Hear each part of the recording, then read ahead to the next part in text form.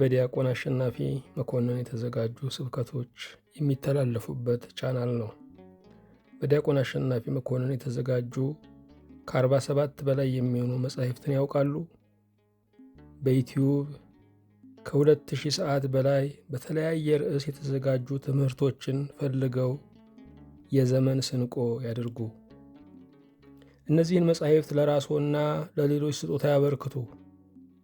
ለተመረቁ ተማሪዎች፣ ለወለዱ፣ ለታመሙ፣ ለታሰሩ፣ ጓደኛ ላጡ የመጻሕፍት ስጦታ ወሳኝ እንደሆነ ያውቃሉ? ይህንን አገልግሎት ቢያግዙ ወንጌልን በቀላሉ ለማድረስ አንድ ጠጠር ያበረክታሉ። እግዚአብሔር ዘመኖን ይባርክ። በስመ አብ ወወልድ ወመንፈስ ቅዱስ አሃዱ አምላክ አሜን። እንደምን አመሻችሁ፣ እንደምን ሰነበታችሁ። ምሕረቱ ብዙ የሚሆን በቸርነቱ ይህንን ቀን ከነበረከቱ የሰጠን እግዚአብሔር ስሙ የተመሰገነ ይሁን። በእግዚአብሔር ቸርነት የትምህርታችን ርዕስ ሚስቶች ሆይ የሚል ነው። የሐዋርያው የቅዱስ ጳውሎስ መልእክት ወደ ኤፌሶን ክርስቲያኖች የተላከ ምዕራፍ 5 ቁጥር 22 ላይ ያለውን ቃል በጸሎት መንፈስ ሆነን እናነባዋለን። ሚስቶች ሆይ ለጌታ እንደምትገዙ ለባሎቻችሁ ተገዙ። ሁሉን የምትይዝ ሁሉን የምትገዛ የጌታችን የመድኃኒታችን የኢየሱስ ክርስቶስ አባት እግዚአብሔር ሆይ እናመሰግናለን። ነፍሳችንን አንተ በምታውቀው ደሴት ላይ የሰወርካት፣ በዚህ በክፉ ዘመን የምናየውና የምንሰማው እንዳያሰጥመን ራስ ጋር የሸሸካት እግዚአብሔር ምስጋና እናቀርብልሃለን። ስለ ቸርነት ይህ ሆኗል። ስለ ምሕረትህ የተቀበልነውን ተቀብለናል። ይገባናል ብለን በመብት የምንጠይቀው ለምን ተወሰደብኝ ብለን ይግባኝ የምናሰማበት ችሎት የለንም። ሁሉ በአንተ ሆኖልናል። ሁሉ ለአንተ ክብር ይሁን።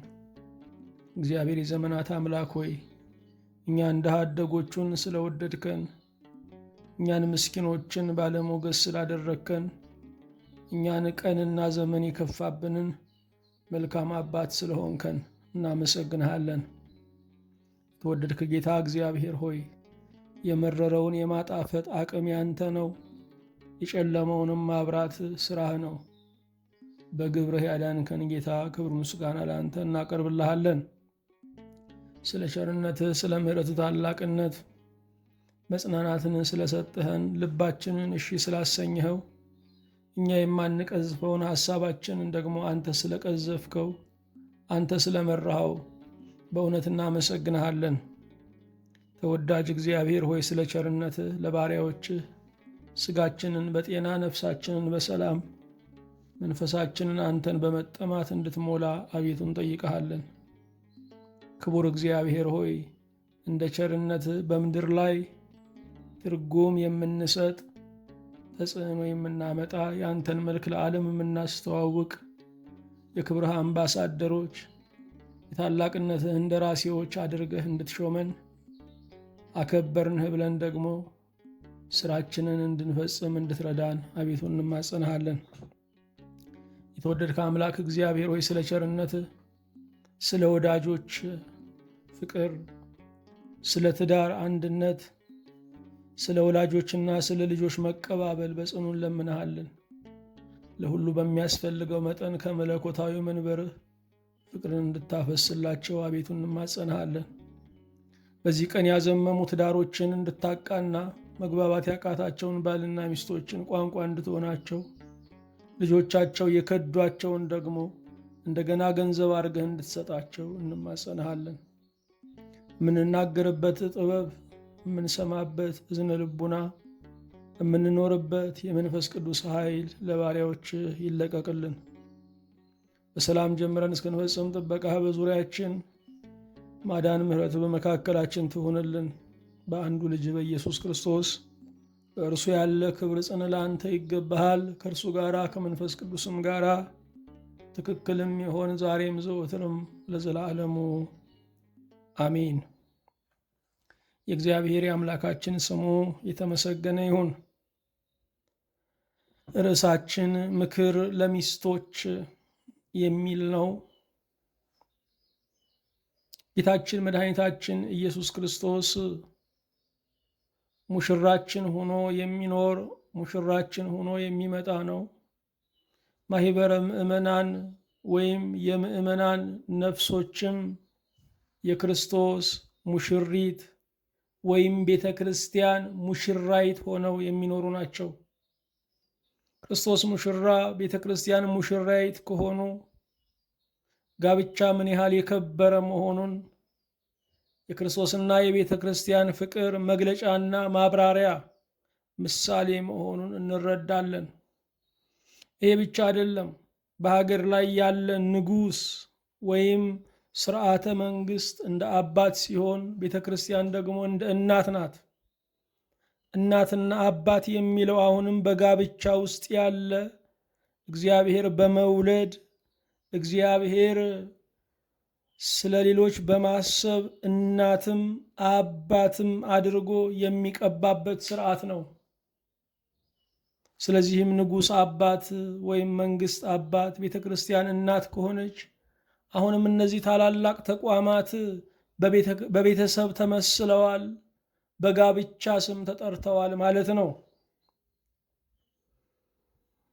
ጋብቻ ምን ያህል የከበረ መሆኑን የምንረዳው በክርስቶስና በቤተ ክርስቲያን መካከል ላለው ፍቅር መግለጫ፣ ምሳሌ፣ ማስተንተኛ፣ ማብራሪያ፣ መተርጎሚያ በመሆኑ ነው። የቤተ ክርስቲያን መነሻዋ ቤተሰብ ነው። ቤተ ክርስቲያንም አገልግሎቷን የጀመረችው በማርቆስ እናት ቤት ውስጥ ነው። ለዘመናትም ለ300 ዓመታት ያህል ቤተ ክርስቲያን በስደት የኖረችው በትዳር ውስጥ ነው። በ313 በታላቁ ቆስጠንጢኖስ አማካኝነት የእምነት ነፃነት፣ የክርስትና ሕጋዊነት እስኪታወጅ ድረስ የቤተ ክርስቲያን መኖሪያዋም መላወሻዋም የስብከት መድረኳም የምስጢራት መፈጸሚያዋም ትዳር ውስጥ ወይም ጋብቻ ውስጥ ወይም ቤተሰብ ውስጥ ነበረ። ስለዚህ ቤተ ክርስቲያን የአማንያን መገኛ ናት። ምክንያቱም አማኞች የሚወጡት ከጋብቻ ውስጥ በሚወለዱ ልጆች ነው። ይሄ ብቻ አይደለም። ጋብቻም እጅግ የከበረ እጅግ የተዋበ ነው የምንለው የዜጋ መፍለቂያም ስለሆነ ነው። ስለዚህ መንግስታት ዜጎችን የሚያገኙት ራሳቸው መሪዎቹ የሚወጡት ከጋብቻ ውስጥ ነው። ጋብቻ በምድር ላይ ላሉ ታላላቅ ተቋማት መሰረት ነው። ስለዚህ ሚስቶች ያሉበትን ድርሻ እንደ ትንሽ ሊያዩት አይገባም። ዛሬ ጳጳስና ቅዱስ ፓትርያርክ የሚሆኑ ከሴቶች የተወለዱ ናቸው። ዛሬ ንግስትና ንጉሥ ሁነው በዓለም ፊት ከፍ ብለው የሚታዩ የሕዝብ ሰንደቅና ምልክት የሆኑ መሪዎች ከሴት የሚገኙ ናቸው። ሴት ልጅ እህት ናት። ሴት ልጅ ሚስት ናት። ሴት ልጅ እናት ናት። ይህንን ድርብ ጸጋ ከእግዚአብሔር ተቀብላለች። ይልቁንም ጌታችን ኢየሱስ ክርስቶስ እንበለ ዘርአ ብእሲ ያለ ወንድ ዘር ከድንግል በመወለዱ ለሴት ዓለም ትልቅ ክብር ነው። ክርስቶስ በሴት በኩል ወደዚህ ዓለም መጥቷል። በምድር ላይ እናት እንጂ አባት አይነገርለትም። እርሱ የሴት ዘር ሆኖ መምጣቱ ለሴት ልጅ ትልቅ ክብር፣ ለሴት ዓለም ትልቅ ክብር ነው። ክርስቶስ የሞተው ለዓለም ሁሉ ነው። ስለዚህ ዓለም የምንለው የወንድና የሴቶች ጥቅል ነው።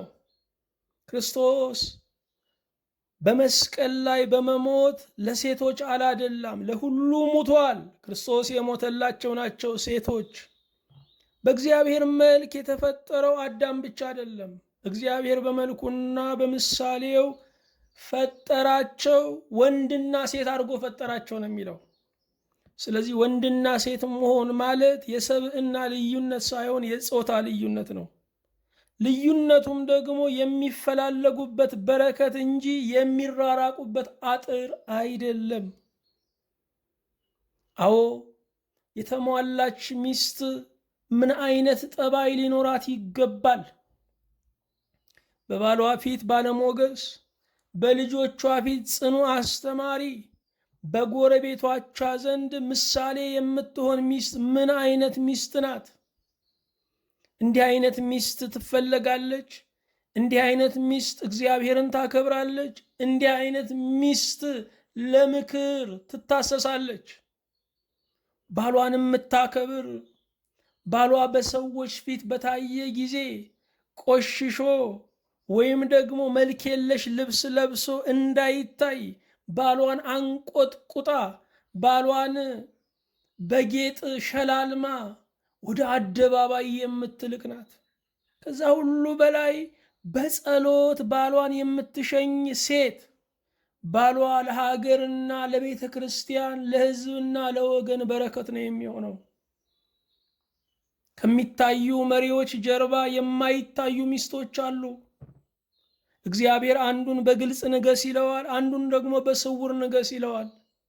ስለዚህ ሚስቶች የስውር ንግስታት ናቸው፣ የስውር መሪዎች ናቸው።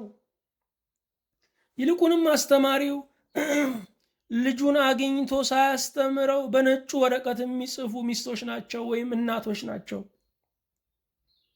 ሀገራችን ኢትዮጵያን ስናይ ብዙ ወንዶች በጦርነት ታሪካችን በመሞታቸው ያሉት ደግሞ ከሞቱት ያልተሻሉ በመሆናቸው ወልደው የሚክዱ በመሆናቸው ብዙ እናቶች ወልደው አይክዱም፣ ብዙ አባቶች ግን ወልደው ይክዳሉ። በዚህ ምክንያት በኢትዮጵያ ውስጥ እናቶች ትልቅ ስፍራ አላቸው። አብዛኛው ትውልድ ያደገው በእናቶች እጅ ነው። ግን ያደገው በቀላል መንገድ ሳይሆን በታላቅ መከራና በታላቅ ፈተና ነው። ስለዚህ በኢትዮጵያ ውስጥ እናቶች ልጆቻቸውን ሞተው ያኖሩ ናቸው። ትልቅ መስዋዕትነት፣ ትልቅ ዋጋ የከፈሉ ናቸው። በዚህ ምክንያት ክብር ሊሰጣቸው ይገባል። ከየትኛውም ዓለም ይልቅ ከጉድለታቸው ራሳቸውን እያስራቡ ጤናቸውን አደጋ ላይ እየጣሉ ልጆቻቸውን ያሳደጉ የአፍሪካ እናቶች ክብር ይገባቸዋል፣ ታላቅነት ይገባቸዋል።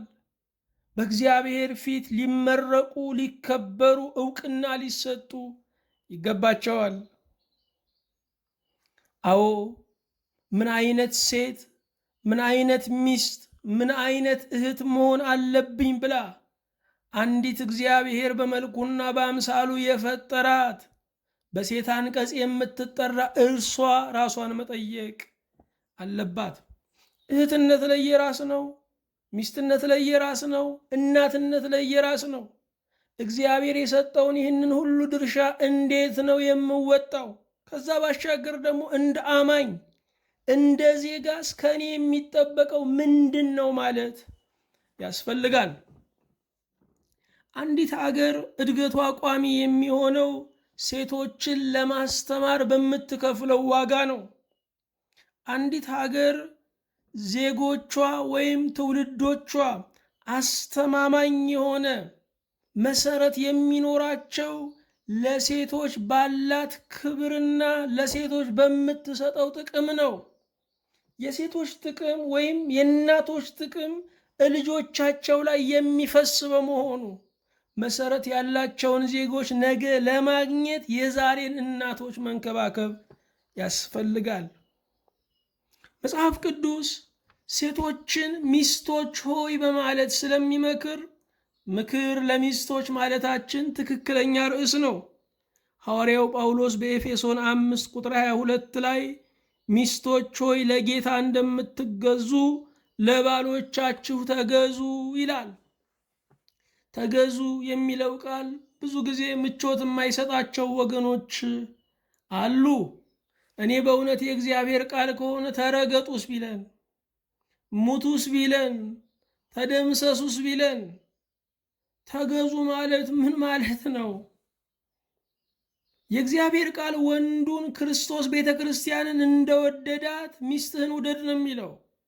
ክርስቶስ ቤተ ክርስቲያንን ሲወዳት ሞቶላታል። ስለዚህ ምን ማለቱ ነው? ለሚስትህ ሙትላት፣ መስዋዕትነት ክፈልላት እያለው ነው ያለው።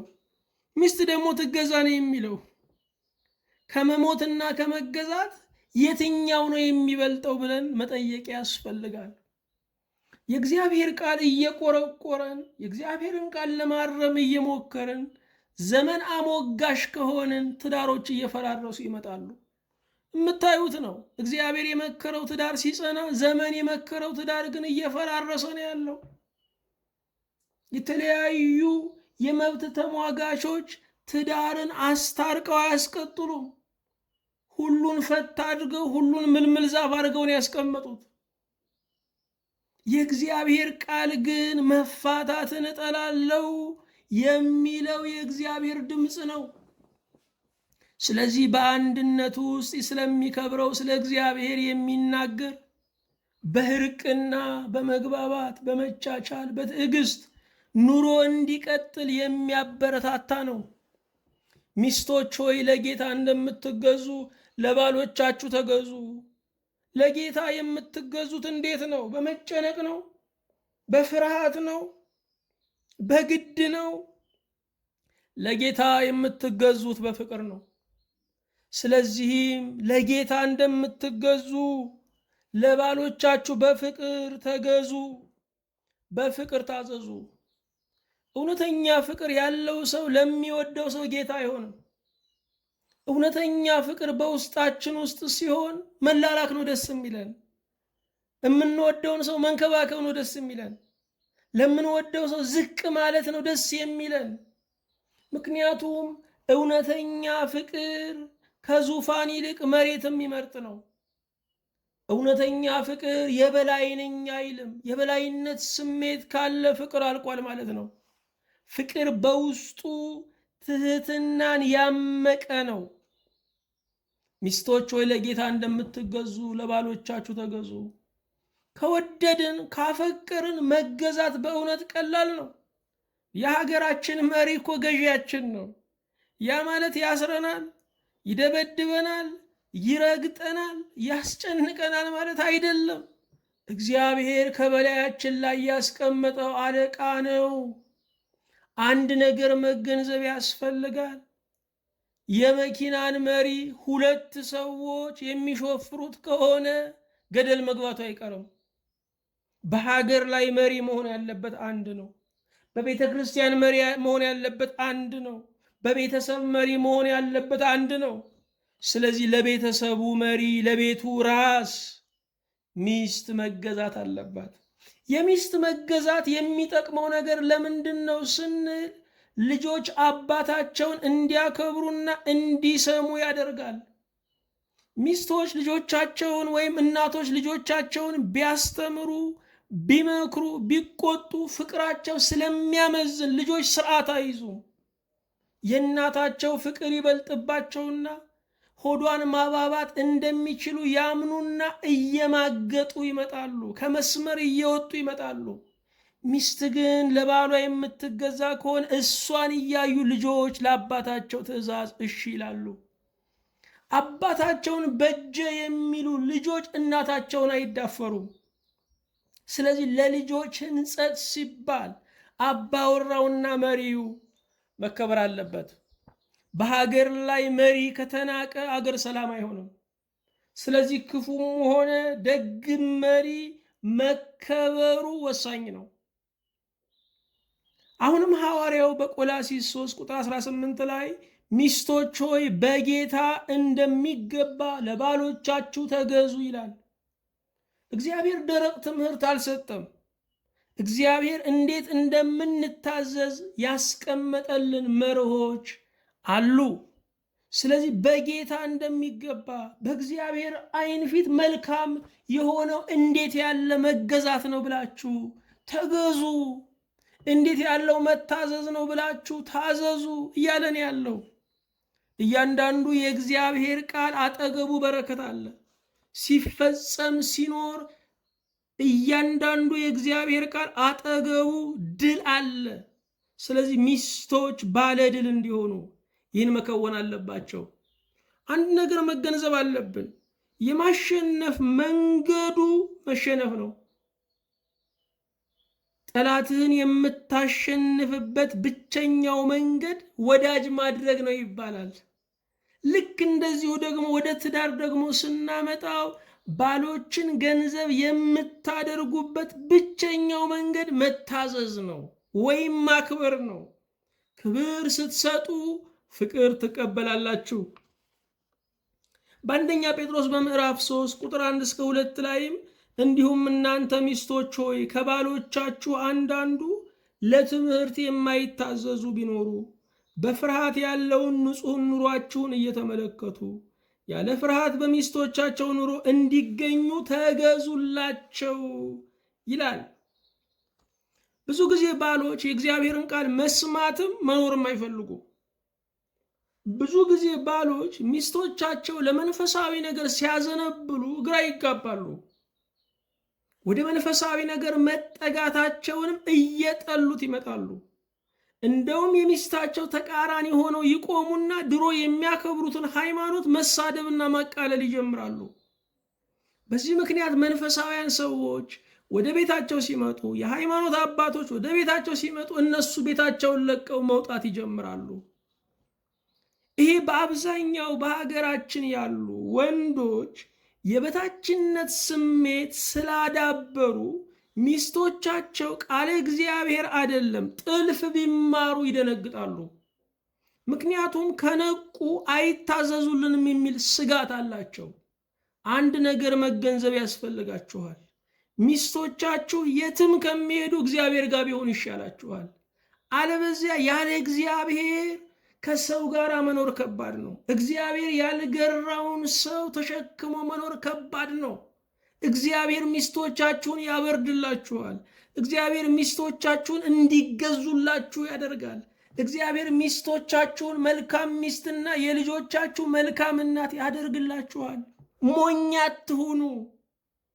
ወደሚለውጠው እግዚአብሔር፣ ለእናንተ ምቾት ወደሚያስበው እግዚአብሔር ቢጠጉ ይሻላል። በፍርሃት ያለውን ንጹሕ ኑሯችሁን እየተመለከቱ ምን አይነት ፍርሃት ነው ሴቶች ሊኖራቸው የሚገባው? ቅዱስ ፍርሃት። ሳራ ባለቤቷን ወይም ባሏን አብርሃምን በጣም ታከብረው ነበረ። ስታከብረው የመጀመሪያው ተሸልማ ነበር የምታከብረው። ተሸልሞ ተሸፋፍኖ ማስተናገድ ለአንድ ንጉሥ ለአንድ እንግዳ የሚደረግ ነው። ንጉሷም እንግዳዋም ነበረ። በእውነት ለአንዲት ሴት ከባሏ ውጭ ንጉሥ አለ ወይ? ከሩቅ ንጉሥ የቅርብ ንጉሥ አይሻላትም ወይ? ያኛው ንጉሥ እኮ ቀለብ አይሰፍርም። ይሄኛው ንጉሥ ግን ቀለብ ይሰፍራል። ያኛው ንጉሥ ወደዚህ ቤት አይመጣም። ይሄኛው ንጉሥ ግን በየምሽቱ በየቀኑ ወደ ቤቱ ይመላለሳል። ከዛኛው ንጉሥ ፍሬ አልተገኘም። ከዚህኛው ንጉሥ ግን ውድ ስጦታዎች፣ ልጆች ተገኝተዋል። ስለዚህም ተሸልሞ ጌታዬ ብሎ እንደ ሳራ መታዘዝ ክብር ነው ወገኖቼ፣ ክብር ነው። የሚስቶቻቸውን የተፈታ የጫማ ክር አደባባይ ተንበርክከው የሚያስሩ ሰዎች ሲደነቁ ከሰማን የባሏን እግር የምታጥብ ካለችም ልትደነቅ ይገባታል እንጂ ሰብዕናዋን እንዳዋረደች ተቆጥሮ ሊወራ አይገባውም። በፍርሃት ያለውን ንጹሕ ኑሯችሁን እዚህ ጋር ሊጨምርላችሁ፣ ከደግ ልጆቻችሁ ክፉ ባሎቻችሁ ይሻላሉ። ደግ ልጅ ምንም ደግ ቢሆን አምጣ ሲሉት ያሳቅቃል። ክፉ ባል ግን አምጣ ሲሉት አያሳቅቅም። የእሱ የራስ ያህል የሚሰማ ነው። በፍርሃት ያለውን ኑሯችሁን ንጹሕን ኑሯችሁን እየተመለከቱ ያለ ትምህርት በሚስቶቻቸው ኑሮ እንዲገኙ ተገዙላቸው። የሚስቶች መገዛት ስብከት ነው። የሚስቶች መገዛት ክርስቶስ ትሁት እንደሚያደርግ አፍቃሪ እንደሚያደርግ የሚናገር ነው። ስለዚህ ሚስቶች ባሎቻቸውን በቃል ሰብከው ማምጣት ካቃታቸው በተግባር ሰብከው ማምጣት ይችላሉ ማለት ነው። ብዙ ጊዜ ሚስቶች ባሎቻቸው እንደነሱ እንዲያምኑ፣ እነሱ የሚወዱትን ስብከት እንዲሰሙ በብዙ ይጥራሉ፣ መጣሩ መልካም ነው። ወደ ጭቅጭቅና ወደ ንትርክ ውስጥ ይገባሉ። የበለጠ የሚያምኑት ነገር እንዲጠላ ያደርጉታል። ስለዚህ በቃል ስብከት እምቢ ካሉ በሕይወት ስብከት መመለስ ይቻላል። የቃል ስብከት ይገፋል፣ የሕይወት ስብከትን መግፋት አይቻልም። ሚስቴን እንደዚህ የለወጣት ያንን ቃል እግዚአብሔር ስትሰማ ነው ብሎ እሱም ይከተላል። በሕይወታችን መስበክ አንፈልግም፣ በቃል ግን ንዝንዝ እናደርገዋለን። በቃል ግን ንዝንዝ ውስጥ እንገባና እንዲሰለችው እናደርጋለን። አዎ ምክር ለሚስቶች፣ ሚስቶች ሆይ የመጀመሪያው የባላችሁን ምስጢር አታባክኑ። ሁሉም ሰው የራሱ ጉድለት አለው። እናንተ ጉድለት እንዳላችሁ ሁሉ ባሎቻችሁ የራሳቸው ጉድለት አለባቸው። ጉድለት መኖሩ ነው እንድትፈላለጉ ያደረጋችሁ። ህብረታችሁ አንዱ አንዱን አሟልቶ የሚቆምበት እንጂ አንዱ በአንዱ መላጣ የሚስቅበት አይደለም። ስለዚህ የባላችሁን ምስጢር ለቤተሰባችሁም አታባክኑ። ለቤተሰባችሁ ስትናገሩ እናንተ ባላችሁ በመሆኑ ይቅር ትሉታላችሁ፣ እነርሱ ግን እንደተቀየሙት ይቀራሉ። እናንተ ይቅር ብላችሁ ስትቀጥሉ የሰሙት ግን በትዝብት ነው የሚያዩዋችሁ። ስለዚህ የባላችሁን ምስጢር ማባከን የለባችሁም። የባላችሁን ምስጢር ካባከናችሁ ይንቁባችኋል። ሲንቁት ደግሞ እናንተንም መናቅ ይጀምራሉ። ይሄ ብቻ አይደለም፣ የሚጨነቁ ወላጆች ካሏችሁ ሰላምና እረፍት አይሰማቸውም። ስለዚህም ወደ ትዳር አማካሪዎች፣ ወደ ነፍስ አባቶች፣ ወደ መንፈሳውያን መምህራን መሄድ ይገባቸዋል። ይሄም ደግሞ ሁለታችሁ መፍታት ሲያቅታችሁ ነው። ሁሉም ሰው የራሱ ምስጢር አለው። ቤት ያስፈለገው፣ ልብስ ያስፈለገው፣ ትዳር ያስፈለገው፣ ንስሐ አባት ያስፈለገው፣ ሐኪም ያስፈለገው፣ የስነ ልቡና አማካሪ ያስፈለገው ምስጢር ስላለን ነው። ስለዚህ ሚስቶች ባሎቻችሁን እንዳትገልጡ፣ እንከናቸውን ለዓለም እንዳታሰጡ መጠንቀቅ አለባችሁ። ምክንያቱም የልጆቻችሁን ምስጢር ሸፍናችሁ የልጆቻችሁን አባት ምስጢር ካወጣችሁ አደገኛ ነገር ነው። ሁለተኛ፣ ሚስቶች ሆይ ራሳችሁን መቻል አትርሱ። ሰውን የሚያከባብረው የመብት ሕጎችን ማጥናት አይደለም። ሰውን የሚያከባብረው መብቴ የሚሉ ድርጅቶች ስብሰባ ላይ መካፈል አይደለም። ሰውን የሚያከባብረው ራስ መቻል ነው። በሀገራችን ባልና ሚስት የሚናናቁበት አንዱ መንገድ ምንድነው ስንል ራስን አለመቻል ነው። ብዙ ሴቶች ይማራሉ፣ ሲያገቡ ትምህርታቸውን ያቆማሉ። ይሰራሉ፣ ሲያገቡ ስራቸውን ያቆማሉ። ስለዚህም የባላቸው ጥገኛ ስለሚሆኑ መናናቅ ውስጥ ሊገቡ ይችላሉ። ሁሉም ላይሆን ይችላል። ነገር ግን ራስን መቻል ያከባብራል። ስለዚህ በእውቀት ራሳችሁን ማሳደግ፣ በንባብ ራሳችሁን ማሳደግ፣ ንቃተ ህሊናችሁን ከፍ ማድረግ፣ ስለ ዓለሙ ያላችሁን መረጃ፣ ስለ ህይወት ያላችሁን እውቀት ማላቅ ይገባችኋል። ራስን መቻል በሁሉም መንገድ መልካም ነው። ሰራተኛችሁ እንኳ የምትታዘዛችሁ ራሳችሁን ስትችሉ ነው።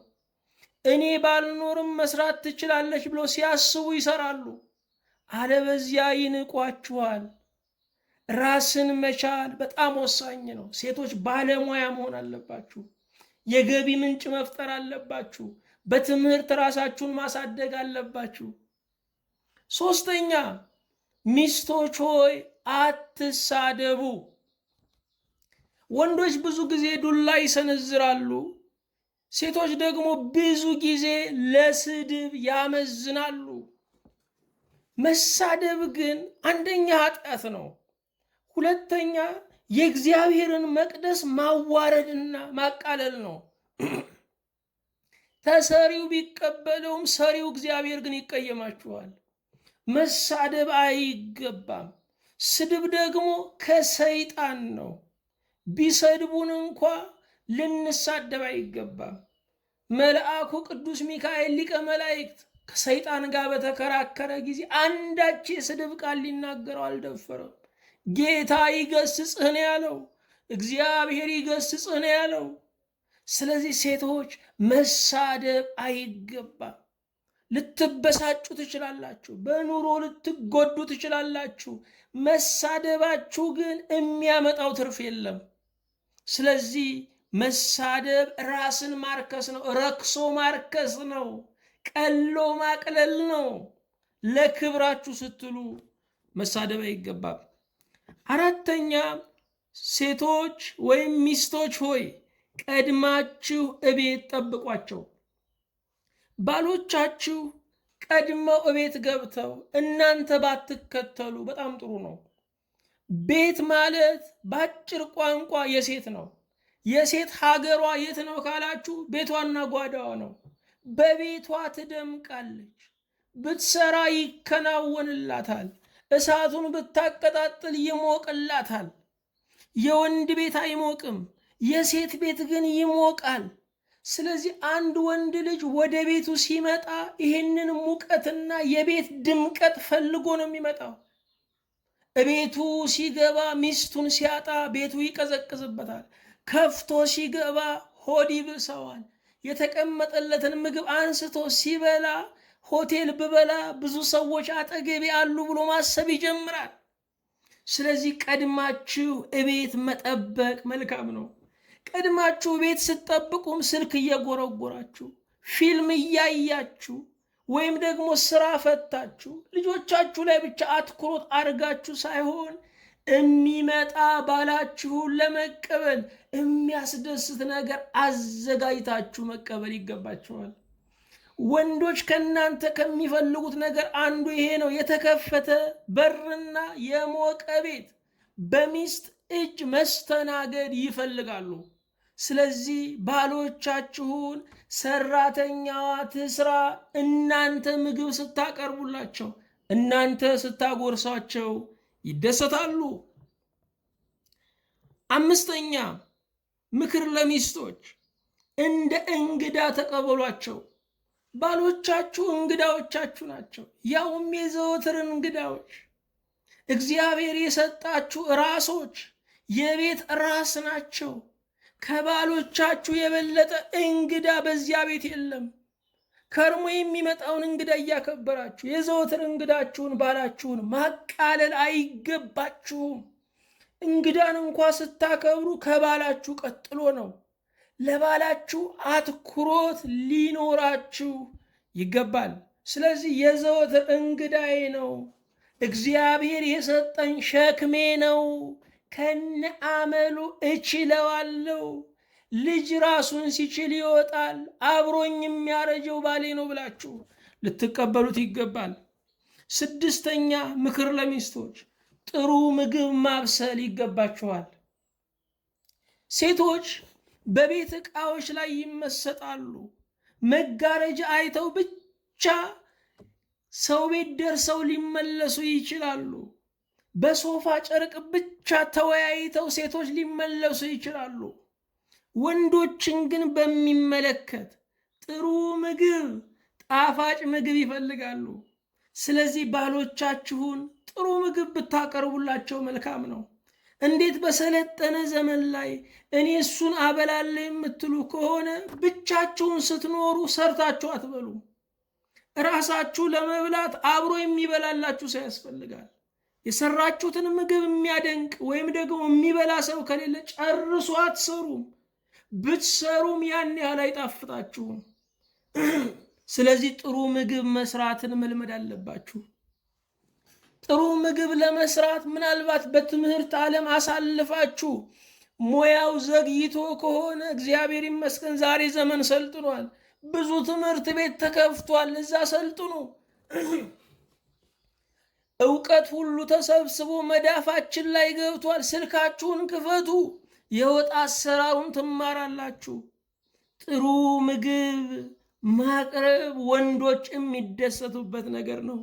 ስለዚህ በዚህ ነገር ቸልተኛ አትሁኑ። ኑሯችሁ የእናንተ እንጂ የሴት መብት ተከራካሪዎች አይደለም። እነርሱ በሚሏችሁ ቤታችሁን አትምሩ። እንዴት ለባልሽ ትገዣለሽ የሚሏችሁ፣ እንዴት ትታዘዣለሽ፣ እንዴት ለሱ ገረድ ትሆኛለሽ አትስሙ። እነኚህ በሙሉ ባሎቻቸው ሲጠፈጥፏቸው እያደሩ ጠዋት ባዝሊን ተቀብተው ስራ ቦታ ገብተው ስለ ሴት መብት የሚከራከሩ ናቸው። የራሳቸውን መብት ሳያስከብሩ የሌላውን መብት እናስከብራለን የሚሉ ናቸው። ለመብት መከራከር መልካም ነው። ነገር ግን ኑሮ የሚቆመው በትዕግስትም ነው። ስለዚህም ትዕግስትንም አብሮ መስበክ ማስተማር ይገባል። 7ኛ ምክር ለሚስቶች ራሳችሁን አትጣሉ። አገባችሁ ማለት ተቀሰፋችሁ ማለት አይደለም። አገባችሁ ማለት መነናችሁ ማለት አይደለም። መመነንም እንኳ ራስ መጣል አይደለም ያለው፣ ራስ መካድ ነው ያለበት። ራስን መጣል ስንፍና ነው። የትም የማትሄዱ እንኳ ቢሆን ልብሳችሁን ለውጣችሁ መቀመጥ አለባችሁ እንጂ ባደራችሁበት ልብስ መዋል ነውር ነው።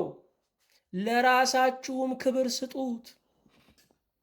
ብዙ ወንዶች በጮኝነት ጊዜ የሚያቋትን ሴት ካገቧት በኋላ ይረሷታል። ለምን? ራሷን ጥላለች። ፀጉሯን የምትሸፍነው በሚደንቅ ነገር ነው ወገኖቼ። እግር ላይ በሚደረግ ነገር ፀጉሯን ትሸፍናለች።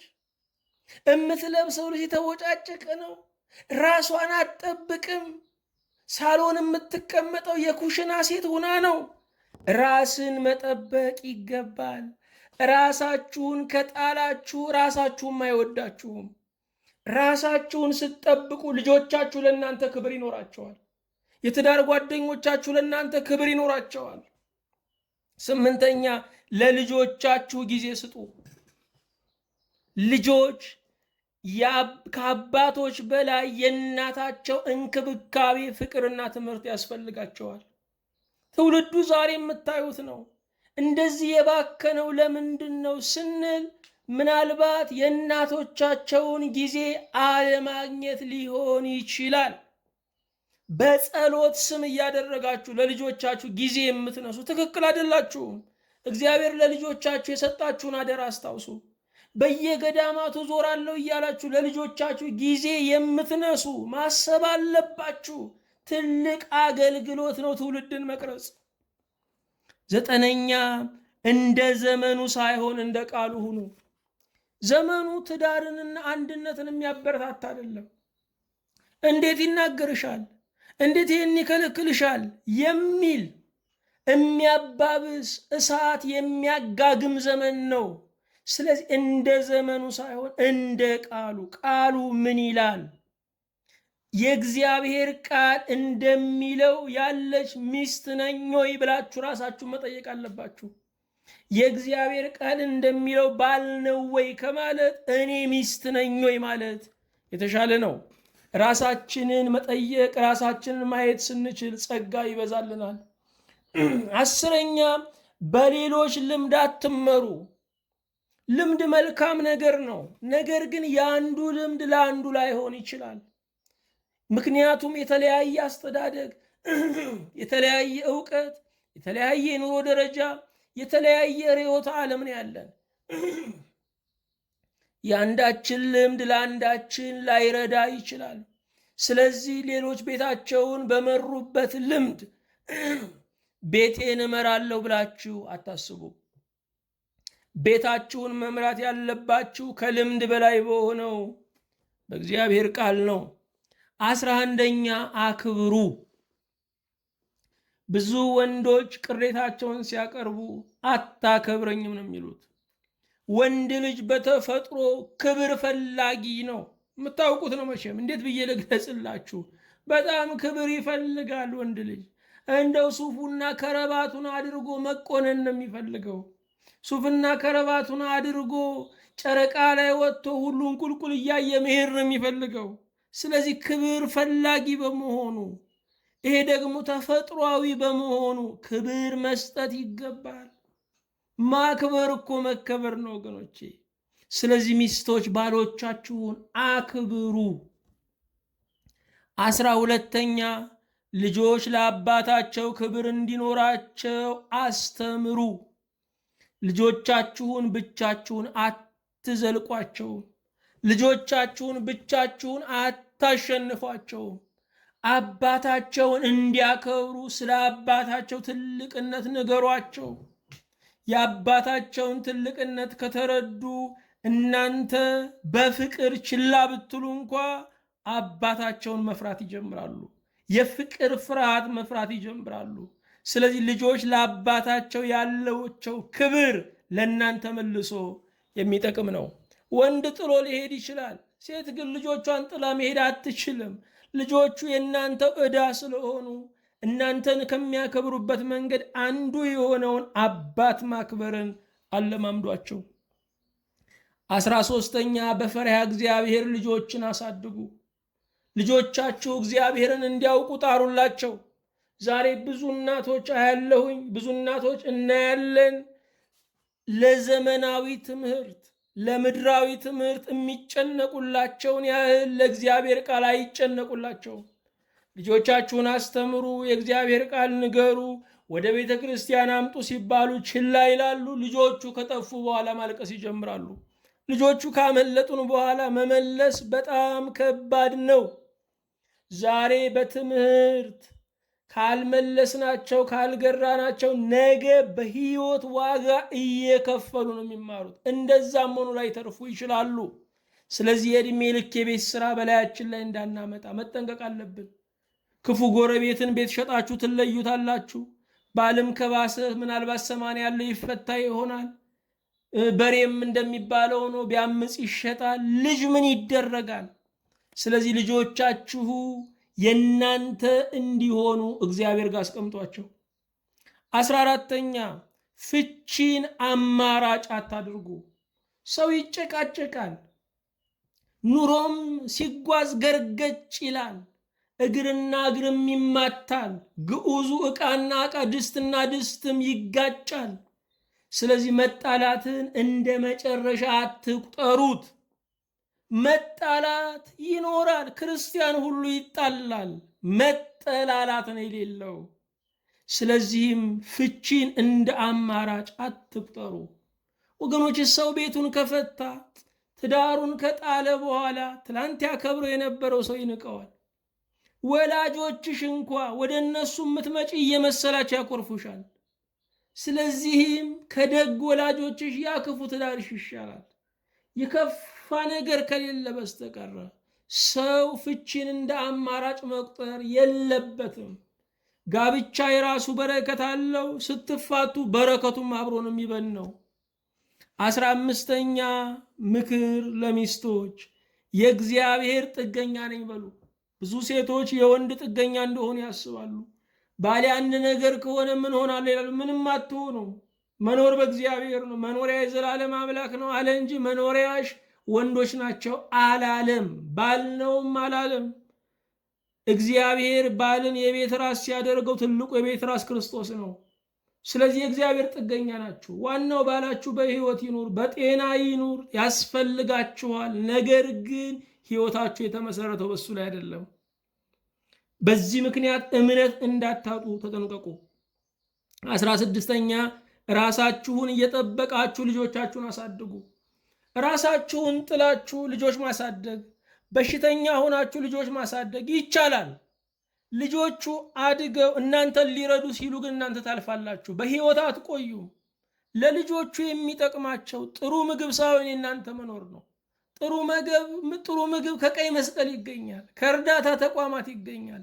የእናት ፍቅር ግን አይገኝም። ስለዚህ በሩ ክፍት እንዲሆን ልጆቻችሁ ባገኙ ቀን እንዳይሳቀቁ፣ ምነው እናቴን ሳልረዳ ብለው ኑሯቸው ላይ እሬት እንዳይነሰንሱ ዛሬ ራሳችሁን ጠብቁ። ልጆቿን የምትወድ እናት ራሷን ትጠብቃለች። ስለዚህ መጀመሪያ ብሉ፣ ጤናችሁን ጠብቁ፣ አትልፈስፈሱ። ልጆች የራሳቸውም ነፃነት እንዳላቸው እመኑ። መንገድ አሳዩ እንጂ ካልመራው እታነቃለሁ አትበሉ። በትምህርት ካልተማሩ በዱላ ይማራሉ። እግዚአብሔር ያስተምራቸዋል። በሕይወት ውስጥ እያሳለፈ እየቀጣ ያስተምራቸዋል። ራሳችሁን ግን መጠበቅ አለባችሁ። 17ኛ ጓደኛ አታብዙ። ብዙ ሴቶችን አትኮልኩሉ። ብዙ ነገሮችን ስለምትሰሙ ከቤታችሁ ልባችሁ እየሸፈተ ይመጣል። አንድ ጊዜ ሴት ልጅ ልብ ከሸፈተ ለመመለስ ከባድ ነው። ወንዶች ደርሶ መልስ ልምዳቸው ነው። ሴቶች ግን ቶሎ ብሎ ልባቸው አይሸፍትም። ልባቸው ከወጣ በኋላ መመለስ በጣም ያስቸግራል። ለምን ስንል ከልብ ስለሚያምኑ። ስለዚህ ጓደኛ አታብዙ። ጓደኛ ያበዛ መከራ አበዛ ይባላል። 18ኛ የምትሰሙትን ሁሉ ወደ ራሳችሁ ቤት አትተርጉሙ። የጋብቻ ምክር ጠያቂዎች በሬዲዮ ሲያወሩ የኔም ቤት እንደዚህ ሆነ አትበሉ። ፊልም ሲታዩ የኔም ባል እንደዚህ ይሆናል አትበሉ። የሌላውን ቤት ገበና ስትሰሙ የኔም ጋር እንደዚህ ሊመጣ ይችላል አትበሉ። የምትሰሙትን ሁሉ ወደ ራሳችሁ ቤት መተርጎም ያንን ነገር ሊያመጣው ይችላል። ምክንያቱም ያንን ነገር ለባላችሁ ስታንጸባርቁ ያላሰበውን ማሳሰብ ትጀምራላችሁ። 19ኛ አትጨቃጨቁ። እኝኝ የሚል ዝናብ ካለ ከቤት መውጣት ከባድ ነው፣ ያበሰብሳል፣ ቀኑን ጨለማ ያደርጋል። እኝኝ የሚሉ ሚስቶች ካሉም ልክ እንደዚሁ ወደ ስራው ቢሄድ እንደተከፋ ነው። ለመምጣት ሲያስብም እግሩ እያጠረ ይመጣል። በዚህ ምክንያት መጠጥ ቤት፣ ሳቅ ያለበት ቦታ ያመሻል። ትርፉ ምንድን ነው የሚሆነው? በጨለማ ባላችሁን መጠበቅ፣ ከስካሩ ጋር መታገል ሊሆን ይችላል። አትጨቃጨቁ። እግዚአብሔር የሰላም አምላክ ነው። ሰላምን ገንዘብ አድርጉ። ሰላም ሁኑና ሰላም ስጡ። 20ኛ ምክር ለሚስቶች፣ እናትነት ሚስትነትን አያስረሳችሁ። ሚስትነት ለባል ነው፣ እናትነት ለልጆች ነው። ልጆች ከተወለዱ በኋላ ልጆች ላይ በጣም አትኩሮት ታደርጉና ባላችሁን ትረሳላችሁ። ፍጹም ነውር ነው። ልጆች ማለት የኮንትራት እንግዶች ናቸው፣ ይሄዳሉ። ዘላቂው ባል ነው። ለባላችሁ ክብር ሊኖራችሁ ይገባል። እናትነት ሚስትነትን ሲያስረሳችሁ፣ ወንዱ ደግሞ ሚስት ፍለጋ ይሄዳል። ይህንን በጣም ማሰብ ይገባቸዋል። 21ኛ አትቅኑ። ወንድ ልጅ ቢቀና እቤት ውስጥ ቆልፌባታለሁ ብሎ ስለሚያስብ ተረጋግቶ ይውላል። ሴት ግን ብትቀና ወንዱ ከቤት ስለሚወጣ ስንት ቦታ አብራ በሐሳብ ትዘምታለች፣ ስትታመም ትውላለች። ሕይወቷን ጊዜዋን ሰጥታ መስዋዕትነት ከፍላ ልጆቿን እያሳደገች ቤቷን እየመራች ያለችውን አንቺን ትቶ መንገደኛ ሴት የሚወድ ከሆነ ይሂድ። በመቅናት ማንንም ሰው ማስቀረት አይቻልም። ደግሞ ፍቅር የጋራ ነው። በመዋደድ እንጂ በግድ ልንኖር አንችልም። ስለዚህ አትቅኚ፣ አትከታተይ። ሰው ሚሊዮን ጊዜ ሊያታልለን ይችላል። በመከታተል አናተርፈውም። ሕሊናና እግዚአብሔር ብቻ ሰውን ይገሩታል። 22ኛ አትበቀሉ። ብዙ ሚስቶች በጉዳት ያሳልፋሉ፣ ልጆች ሲያድጉ መበቀል ይፈልጋሉ። ይሄ ነውር ነው። ብዙ ሚስቶች በችግር ያሳልፋሉ፣ ልጆቻቸው ውጭ ሀገር ሲሄዱ ልጄን ላርስ ነው ብለው ይሄዱና እዛው ይቀራሉ። ይሄ በቀል ነው። ይሄ ፍጹም ስህተት ነው። ምክንያቱም ትላንት የቻላችሁትን ነገር ዛሬ ችግሩ ካለፈ በኋላ ለመበቀል መሞከር ፍጹም ስህተት ነው። ደግሞ ልጅ ያለበት አይኖርም፣ ትዳር ያለበት ነው የሚኖረው። ስለዚህ ማስተዋል ይገባል። በድካም ዘመኑ ከተለየሹ ምን ትሰሪያለሽ? በድካም ዘመኑ ከተለየሹ እግዚአብሔር ሳያዝንብሽም ወይ? አትበቀሉ። በቀል የእግዚአብሔር ነው። ያ ሁሉ አልፎ ዛሬ የልጆችሽን ክብር ካሳየሽ፣ ያ ሁሉ አልፎ ዛሬ ይህንን ሁሉ ጸጋ ይህን ሁሉ ሽምግልና ከሰጠሽ ለማን ብለሽ ነው የምትበቀዩ? እግዚአብሔርን አታሳፍሪው። እግዚአብሔር በአንቺ እንዲያፍር አትፍቀጂ። 23ኛ ነገር አታቆይ። ቀኑን ተከፍተሽ ሊሆን ይችላል። ልጆችሽ ጎድተውሽ ሊሆን ይችላል። ጎረቤት ድንበር ገፍቶ ሊሆን ይችላል። ያንን በማስተዋል ጊዜ ሰተሽ ቀን ላይ ምሽት ላይ እንደደከመው ሳይሆን ገና እንደገባ ገና መብላት እንደጀመረ ሳይሆን አስቦ መንገር ይገባል። ነገር ያቆዩ ሚስቶች ባልየው ገና እንደገባ ለጠብ ይወጣል። በዚህ ምክንያት ገዳይ ሆኖ እስር ቤት ወርዶ ስንቅ ሲያመላልሱ 20 ዓመት 15 ዓመት አይተናል። ወንዶች ግብታዊ ስለሆኑ በሚስቶቻቸው ከተመጣ ስለማይመለሱ ጥንቃቄ ያስፈልጋል። 24ኛ ያለፈውን እያስታወሳችሁ አትውቀሱ። ያለፈው አልፏል። ያን ሁሉ ችላችሁ እኮ ነው እዚህ የደረሳችሁት። ያኔ እንዲያርገኝ ነበር፣ አገር ቤት እያለ እንደብድበኸኝ ነበረ፣ እንደዚህ በገሌ ፊት ሰድበኸኝ ነበረ፣ እንደዚህ ምራቅ ተፍተህብኝ ነበረ። አለፈ አለፈ ወገኖቼ። ያለፈውን እያስታወሱ መውቀስ ተገቢ አይደለም። ዛሬን መኖር ነው። ይቅርታ የሚጠቅመው ለሰውየው ብቻ አይደለም፣ ይቅር ለምንሉ ለኛም ነው። አዲስ ቀን ያስፈልገናል። 25ኛ ጭንቀት እንደማይቋቋሙ ወቁላቸው። ወንዶች ጭንቀት አይችሉም። ሴቶች ምጥ ሲይዛቸው ወንዶች በረው ነው የሚወጡት። ሰው የታመመ ከሆነ ወንዶች መጠጥ ቤት ነው የሚሄዱት። ይሄ ማለት ራስ ወዳድነት ሳይሆን የሚሰሙትን ነገር መቋቋም አይችሉም። ለዚህ ነው ሴቶች ብዙ ሲናገሩ ወንዶች መጨነቅ ይጀምራሉ። ምንድነው ገንዘብ ፈልገሽ ነው ወይ ይላሉ። ሴቶቹ የፈለጉት እንዲደመጡ ነው፣ ሚስቶች የፈለጉት እንዲደመጡ ነው። ወንዱ ግን ኪሱን መዳበስ ነው የሚጀምረው፣ ስለሚጨነቅ ነው። ወንዶች የመጨነቅ አቅማቸው ከፍተኛ ነው። ሴቶች ብዙ ልጆች ቢወልዱ እነኚህ ሁሉ አድገው ሞገስ ይሆኑኛል ብለው ያስባሉ። ወንዶች ደግሞ እኔ አቅሜ የደከመ ቀን ምን ይበላሉ ብለው ስለሚጨነቁ ብዙ ጊዜ እድሜያቸው ያጥራል። ለዚህ ነው የወንዶች እድሜ እያጠረ የሚታየው፣ ጭንቀት ስለማይቋቋሙ ነው። እህቶች ስለሚናገሩ ከጭንቀት ነፃ ይሆናሉ፣ ስለሚያለቅሱ ይፈወሳሉ። ወንዶች ማልቀስ እንደ መሸነፍ ስለሚቆጥሩት ከመናገር ይልቅ ድብቅነት የወንድነት መለኪያ ስለሚያደርጉት ብዙ ጊዜ እድሜያቸው ያጥራል። ስለዚህ ጭንቀት እንደማይቋቋሙ እያወቃችሁ እየመጠናችሁ አጉርሳቸው። አዎ እግዚአብሔር የፈቀዳት እግዚአብሔር የሚወዳት ሚስት እንድትሆኚ ዛሬ እግዚአብሔር በቃሉ ወደ አንቺ መጥቷል። እግዚአብሔር ኑሮሽንና ዘመንሽን ይባርክ። እግዚአብሔር ጓዳሽን ይቀድስ። እግዚአብሔር በልጆችሽ ፊት ባለሞገስ ያድርግሽ። እግዚአብሔር ጉድለት አለኝ የምትይውን ነገር ሁሉ እኔ ሙላት ብየዋለሁ ይበልሽ። የሰላም አምላክ ከሁላችን ጋር ይሁን። የተወደድክ ጌታ እግዚአብሔር እናመሰግንሃለን። በክብር ከፍ ከፍ ያልከው አንተን እናወድስሃለን። ዘመን ለንስሐ ዕድሜ ለፍስሐ ስለሰጠን ተመስገን ተመስገን እንልሃለን።